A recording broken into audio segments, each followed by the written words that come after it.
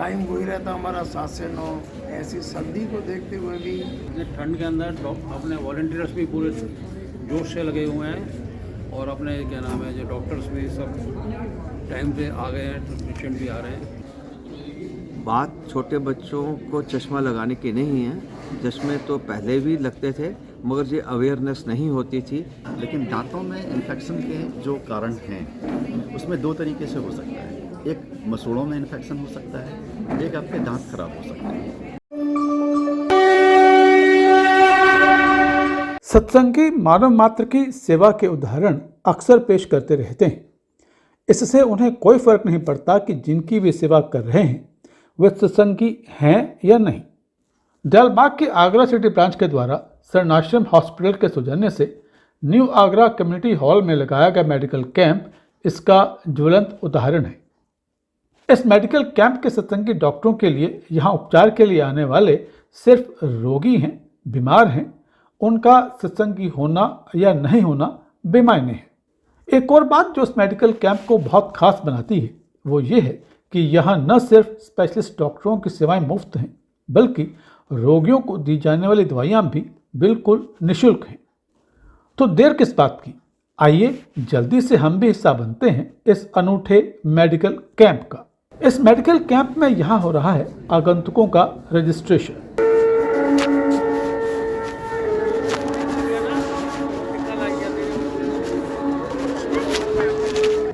Registration के बाद रोगियों को संबंधित डॉक्टरों के पास भेज दिया जाता है।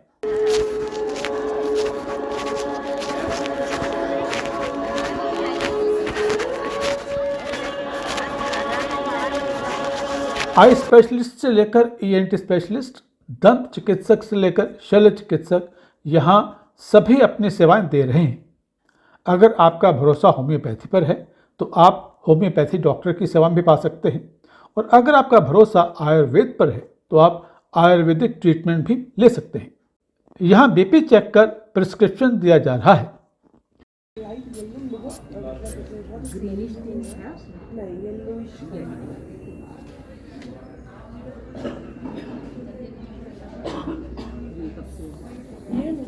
ठीक है, 149। तो अभी तो कुछ भी दिया नहीं ना, पानी चाहिए था। अब तेल बेटा 50 तो लेते ही लेता हूँ मैं। और मैं कंटिन्यू चलती है, बहुत चलते हैं। वो 50 ml की आपने बहुत सारे बताई थी तो वही चल 50 mg की शुगर भी चेक कर लें।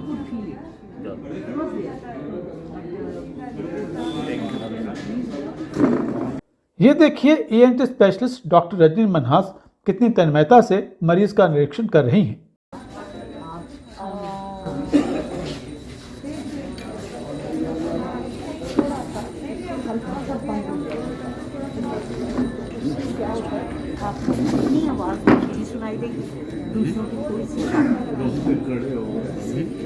कुछ भारीपन फील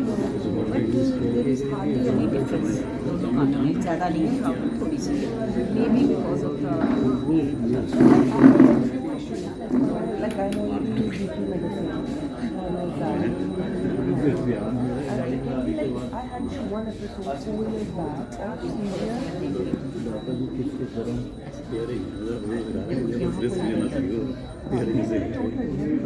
नहीं है। मैं जस्ट फॉर कंपैरिजन मेरे दबाने से दोनों साइड को ये तो बहुत जो सुनेगा वो उसकी रोंगटे खड़े होने वाले। ये देखिए डॉक्टर साहब कितनी लगन से मरीजों को दवाइयां तक खुद दे रहे हैं।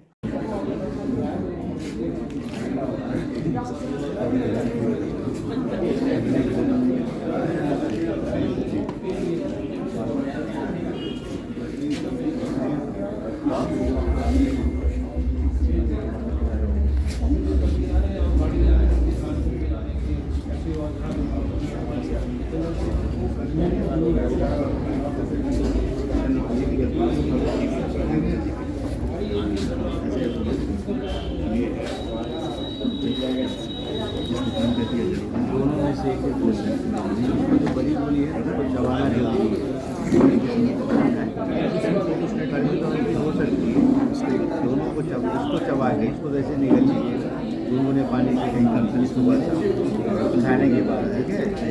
यहाँ होम्योपैथिक डॉक्टर रोगी की दवाई को तैयार करती है।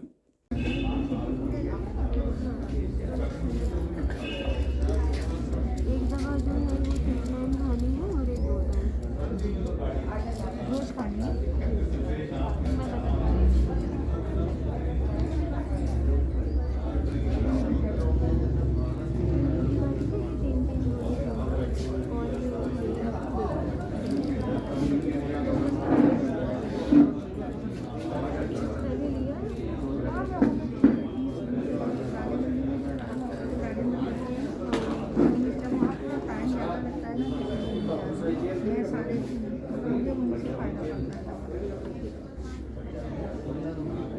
और यहाँ हो रहा है मेडिकल चेकअप।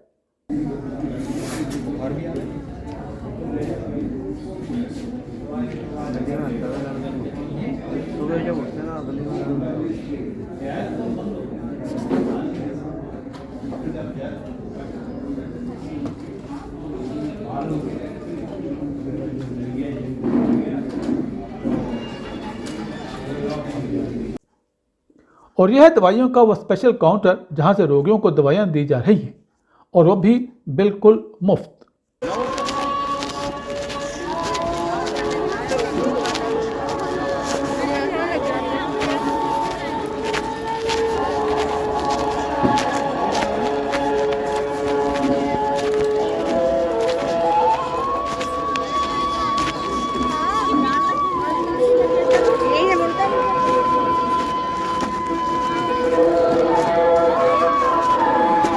जब हमने इस बारे में और जानकारी चाही तो हमें बताया गया ये हम लोग शरण आश्रम हॉस्पिटल की तरफ से लगाते हैं और यहाँ पे फ्री में दी जाती है दवाइयाँ। तो इसके लिए कोई डोनेशन लेते हैं पहले से या कोई चार्जेस पहले से लिए होते हैं? डोनेशन नहीं, शरण आश्रम हॉस्पिटल की तरफ से लगाया जाता है। तो बिल्कुल फ्री है, इसके लिए कोई टोटल फ्री है, सारी दवाइयाँ फ्री दी जाती है। ये देखिए दांतों के डॉक्टर संजय सिंह कितनी तन्मयता से अपने पेशेंट्स को देख रहे हैं।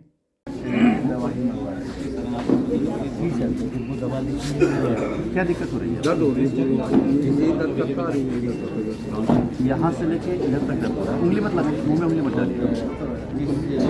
गर्दन ऊपर करिए, जबड़ा बड़ा खोले, गर्दन ऊपर करें, गर्दन ऊपर, छत को देखिए। पानी लग रहा है? पानी गर्म पानी, ठंडा पानी। आपकी तकलीफ नीचे की दाढ़ में ना हो कि ऊपर की दाढ़ में? होता दर्द वो रेडिएटर के नीचे।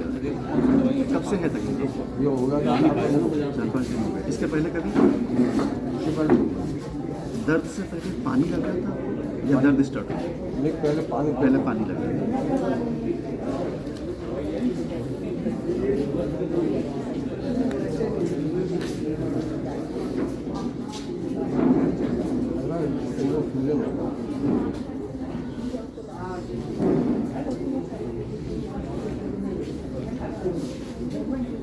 डॉक्टर संजय सिंह को जरा सी फुर्सत मिलते ही हमने उन्हें घेर लिया और पूछी वजह आज के बच्चों में बढ़ती हुई दांतों की बीमारियों की। अब जब आप छोटे थे उस वक्त आपके घर का माहौल, सोशल स्ट्रक्चर क्या था, डाइटरी हैबिट्स क्या थी, आज क्या है, ये इसके लिए बहुत जिम्मेदार है। आज मोस्टली पेरेंट्स जो हैं वर्किंग होते हैं दोनों, और उसमें बच्चों की केयर नहीं हो पाती है, बच्चे क्रैश में जाते हैं या जैसे भी है। और दूसरा कि उनकी डाइटरी हैबिट्स बिल्कुल चेंज हो गई। हार्ड चीज़ चबाना, भुट्टे कितने बच्चे खाते हैं? नहीं खाते। बच्चों को हरी सब्जी दिया जाए, नहीं खाते बच्चे। और पेरेंट्स को भी आसान लगता है, चॉकलेट्स दे दिए, चिप्स दे दिए, बच्चे ने खा लिया, पेरेंट्स खुश, बच्चे भी खुश और पेरेंट्स भी खुश।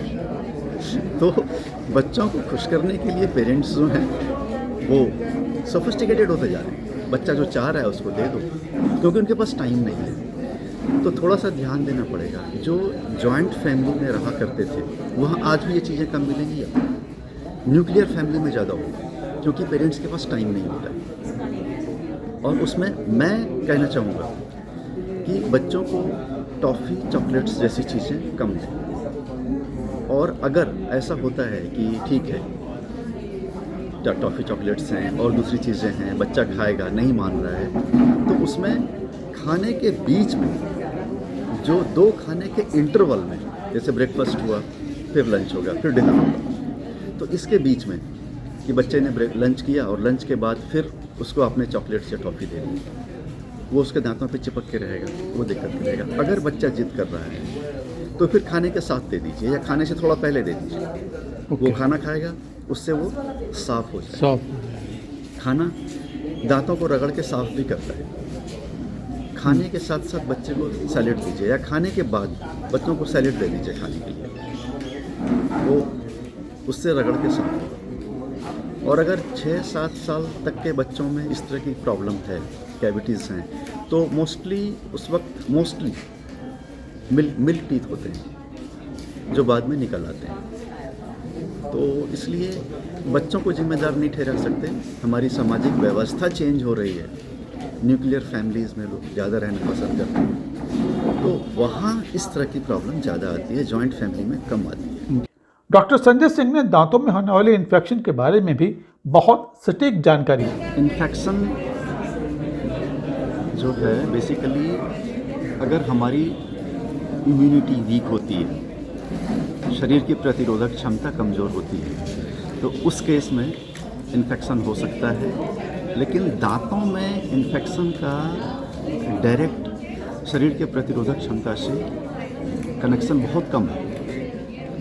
वैसे एटमॉस्फेयर में बैक्टीरियाज, वायरसेस हैं जो कि अगर आपके शरीर की प्रतिरोधक क्षमता कम होगी तो आपको इन्फेक्शन हो जाएगा। लेकिन दांतों में इन्फेक्शन के जो कारण हैं उसमें 2 तरीके से हो सकता है। एक मसूड़ों में इन्फेक्शन हो सकता है, एक आपके दांत खराब हो सकते हैं। मसूड़ों में इन्फेक्शन के लिए मसूड़ों के आसपास जो गंदगी होती है वो जिम्मेदार होती है। अगर आपकी शरीर की प्रतिरोधक क्षमता अच्छी है और उसके बावजूद भी आपके मसूड़ों के आसपास गंदगी है, दांत साफ नहीं हो रहे हैं, तो वहाँ आपके मसूड़ों में इन्फेक्शन हो सकता है। आपके शरीर की प्रतिरोधक क्षमता बहुत अच्छी है और उसके बाद भी आपके दांतों में खाना फंसने लगा, तो मुंह में जो बैक्टीरिया हैं वो उसको डिग्रेडेट करेंगे, एसिड बनाएंगे, दांत गलेगा, यानी कीड़ा लगना जिसको कहते हैं। तो ये 2 मेन कॉज होते हैं। बाकी कुछ स्पेसिफिक हैं जो सडन टेम्परेचर के चेंज होने की वजह से होता है। कोई ऐसी बीमारी, अगर आपकी शरीर की प्रतिरोधक क्षमता बहुत ही कम हो जाती है किसी बीमारी में, उस वक्त आपके मुंह में इन्फेक्शन हो सकता है। तो अगर ये इन्फेक्शन हो जाए तो इसको रोकने के लिए क्या? हाँ, रोकने के लिए इन्फेक्शन होने के बाद आप उसको नहीं रोक सकते। अब ट्रीटमेंट की बात आती है। अच्छा। कि जैसे ट्रीटमेंट में अब गम्स में अगर इन्फेक्शन होगा तो मसूड़े सोलन हो जाएंगे, मसूड़े सूज जाएंगे, रेड हो जाएंगे।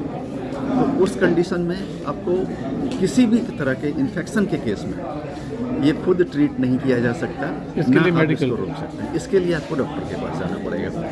डॉक्टर के पास जाएं और अगर जैसे गम्स में स्वेलिंग आ रही है, मसूड़े सूज गए आपके, पेन हो रहा है, ब्लीडिंग हो रही है, सूजन भी कई कैटेगरीज की हो सकती है, बहुत एक्यूट होता है, उस केस में तो कई सारी चीज़ें देखनी पड़ती हैं। और अगर सामान्य है, सही है, तो कुछ दवाइयाँ दी जाती हैं। पहले दवाइयाँ देके उसके बाद रूट कॉज ढूंढना होता है कि किस वजह से हुआ, फिर उस कॉज को रिमूव किया जाएगा और कुछ सावधानियाँ बताई जाएंगी पेशेंट को कि आप इसका पालन करें, वो धीरे धीरे सब सही हो जाएगा। दूसरा होता है अगर आपके ये मसूड़ों की, अगर मसूड़ों में बीमारी है, अगर दाढ़ों में खराबी आ गई या दांत में खराबी आ गई, क्योंकि वो हार्ड टिश्यू, हार्ड पार्ट, उसमें अगर खराबी होती है, मेनली खराबी जो होता है वो कैविटी बनना होता है, कीड़ा लगना, और उस केस में बहुत तेज़ तकलीफ होती है। और तेज़ तकलीफ होगी,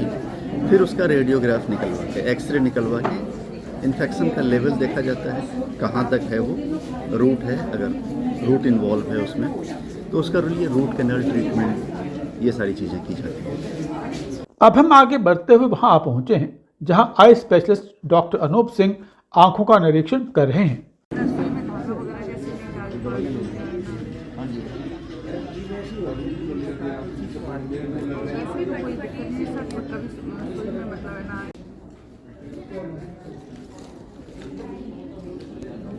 और कुछ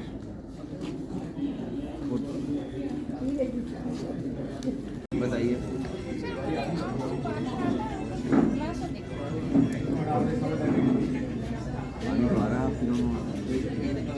बस इतनी सी बात है। दूसरे के लिए तो आपको चश्मा लगाना पड़ेगा। चश्मा है आपके पास? नहीं है, नहीं लगाना चाहती? चश्मा जांच प्लीज सर आश्रम आ जाइएगा, 32 नंबर कमरे में मैं मिलूंगा, वहाँ से आपको चश्मे जांच आज डालने की देनी वो सामने से लेंगे। डॉक्टर अनूप सिंह ने बच्चों में छोटी उम्र में लगने वाले नज़र के चश्मों के बारे में अपने विचार कुछ यूं व्यक्त किए। बात छोटे बच्चों को चश्मा लगाने की नहीं है। चश्मे तो पहले भी लगते थे, मगर ये अवेयरनेस नहीं होती थी कि उनकी नज़र कमज़ोर है या नहीं।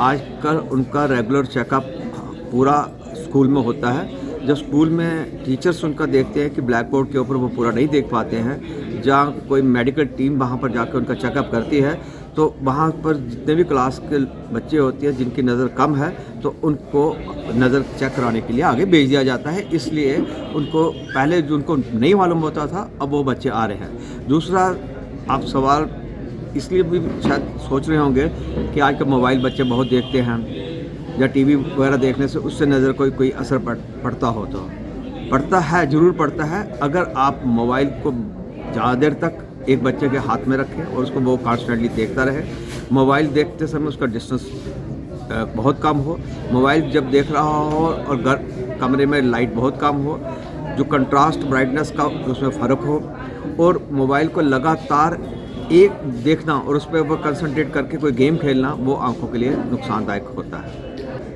नहीं, ऐसा जो भी ग्लासेस हम रिकमेंड करते हैं वो 4 साल की उम्र के ऊपर से ही, जो बच्चे अपने ग्लासेस संभाल सकते हों 4 या 5 साल की उम्र में, उसी समय देते हैं। उससे पहले हम ये ज़रूर चेक करके देख लेते हैं कि उसकी नज़र के चश्मे की ज़रूरत है या नहीं है। मगर जो गोदी वाला बच्चा होता है उसको हम चश्मा नहीं लगाते, क्योंकि वो अपने आंखों को नुकसान पहुँचा सकता है।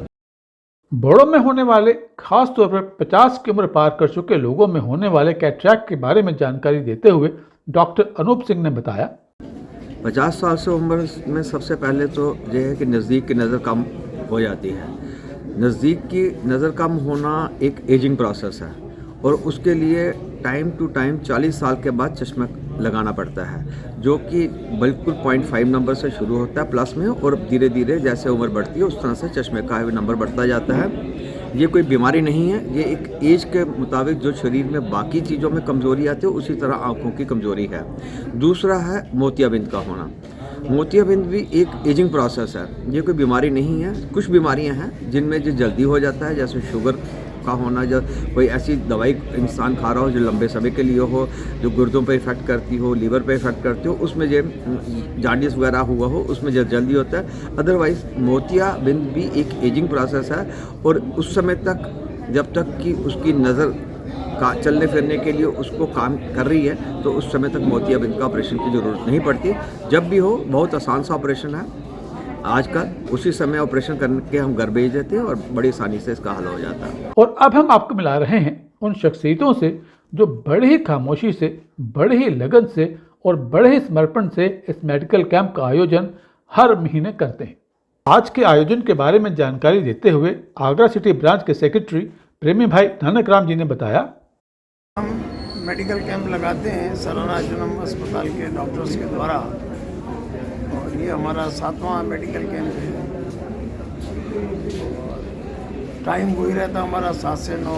ऐसी सर्दी को देखते हुए भी हमारे पास मरीजों का रिस्पॉन्स जो है वो अच्छा है, और हम इसको कंटिन्यू कर रहे हैं। अभी 7 हो गए हमारे। तो हर साल हमारा हर महीने लगता है, हमारा महीने के तीसरे बृहस्पतिवार को, 3rd थर्सडे को लगेगा ये। अभी भी 100 से ऊपर पेशेंट हो गए हैं, और अभी आते जा रहे हैं। तो हमारा जो टारगेट है कि भाई पिछली बार से और अधिक हो जाने चाहिए, वो पीछे नहीं हट रहा, आगे बढ़ रहा। ठंड के अंदर अपने वॉलंटियर्स भी पूरे जोश से लगे हुए हैं, और अपने क्या नाम है जो डॉक्टर्स भी सब टाइम पे आ गए हैं, पेशेंट भी आ रहे हैं। काफ़ी अच्छा रिस्पॉन्स है, और ऐसा नहीं लग रहा कि जो ठंड की वजह से लोग नहीं आ रहे हैं। अच्छा रिस्पॉन्स है काफ़ी। अच्छी बात है। अब आगे आगे देखिए, 7वां कैंप है ये हमारा, सक्सेसफुल हो रहा है, सब बढ़िया चल रहा है। सब शरण आश्रम के अपने डॉक्टर शरण, दवाइयाँ जो शरण आश्रम की तरफ से आ रही हैं, डॉक्टर्स शरण आश्रम के डॉक्टर्स जो हैं सब सेवा में लगे हुए हैं यहाँ पे, बिल्कुल सेवा के तरीके से कर रहे हैं। कोई चार्जेस तो कुछ है ही नहीं, सब कुछ फ्री है। ये सारा हम लोगों के सेवा भाव में आयुष जो दयालबाग में वर्तमान में वहाँ से काम कर रहा है, वहाँ से हमारा वहीं से ही सारा ये उनके सौजन्य से ही आती हैं दवाइयाँ, और कुछ भी इसका चार्ज नहीं लिया जाता है। तो बिल्कुल दवाइयाँ भी मुफ्त पाते हैं और डॉक्टर्स की कंसल्टेशन भी फ्री होती है, सब दोनों चीज़ें फ्री हैं। अब देखिए, हम लोग व्यवस्था यहाँ पे करते हैं। कई बार ऐसा होता है कि कोई और प्रोग्राम होते हैं तो हम लोग उसको उससे पहले अपना व्यवस्था करके, और उनके भी प्रोग्राम होते हैं उनका भी हो जाता है, उसके बाद हम लोग अपना साफ सफाई करके मैनेज करते हैं। हमारे वॉलंटियर्स शाम को भी आते हैं और सारा सेटअप बना के जाते हैं। फिर सुबह अर्ली मॉर्निंग 5 बजे 5:15 बजे तक आ जाते हैं और फिर मैनेज करते हैं। और आप देख ही रहे हैं सारी व्यवस्था कैसे होती है। दिसंबर के महीने में इतनी ठंड में आप लोग मैनेज कर रहे हैं, आपको और आपकी टीम को इस शुभ कार्य के लिए बहुत बहुत धन्यवाद और साधुवाद। राष्ट्रोत्थान की टीम यही प्रार्थना है, दुआ करती है कि सत्संगी मानव मात्र की सेवा यूं ही समर्पण भाव से करते रहें।